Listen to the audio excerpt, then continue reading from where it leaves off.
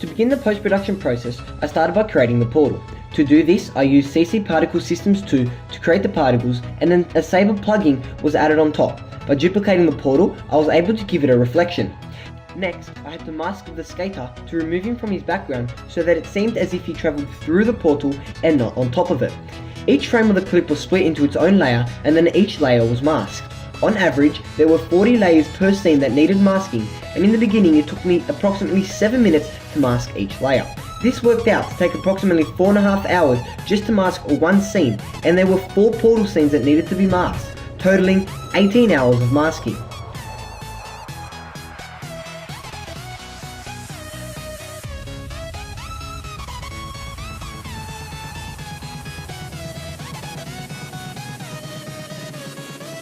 Right now you are watching the masking process. This process involves tracing around the desired object.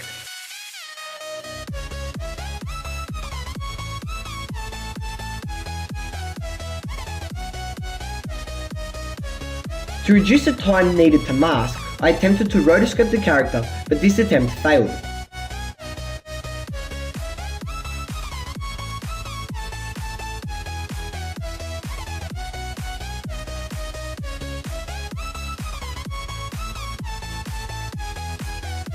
Through continuous masking and tips found online, such as using a graphics tablet, I was able to increase my masking efficiency to just 3 minutes per frame.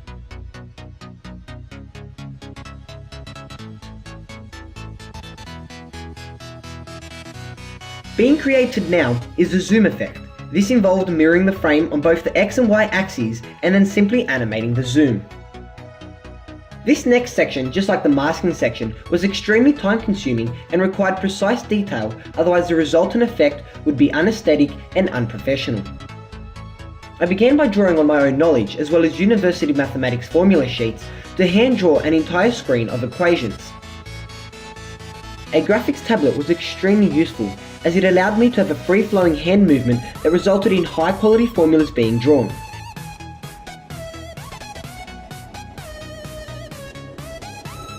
After importing the formulas into After Effects, I realized they were cut off by the aspect ratio bars. This meant that I had to rearrange all the equations in Photoshop to fit the desired aspect ratio. The next step was to trace over the formulas as if I was writing them for the first time. This effect is called the stroke effect and allowed me to reveal the formulas in a way that appeared as if they were being drawn onto the screen. This process, however, was once again extremely time consuming and very fiddly. After the formulas had the stroke effect, I used a morphing tutorial to morph the formulas into a portal representing how the formulas were a calculation of how to time travel.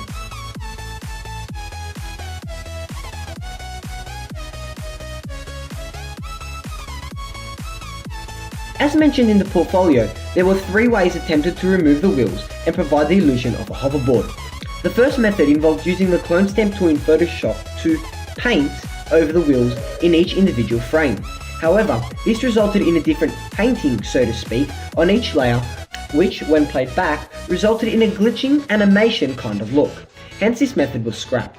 After failing with the first method, I researched another method and discovered rotoscoping. This tool allowed me to select the desired parts and deselect the undesired parts, so to speak, in just one frame, and then After Effects calculated the selection in every latter frame.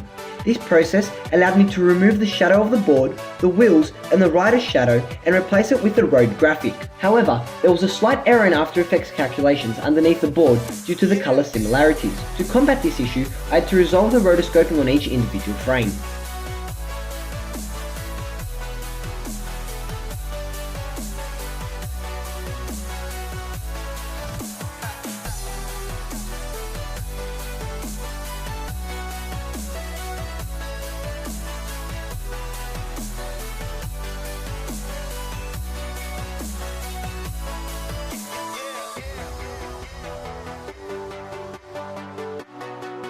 The last method involved creating a shadow graphic from the shadows in the scene. The wheels were then motion tracked and a masked shadow was applied that followed the wheels. All that needed to be done after that was adjust the mask with keyframes to maintain a realistic shadow. The same process was repeated but with a road graphic that was placed over the wheels that covered the road.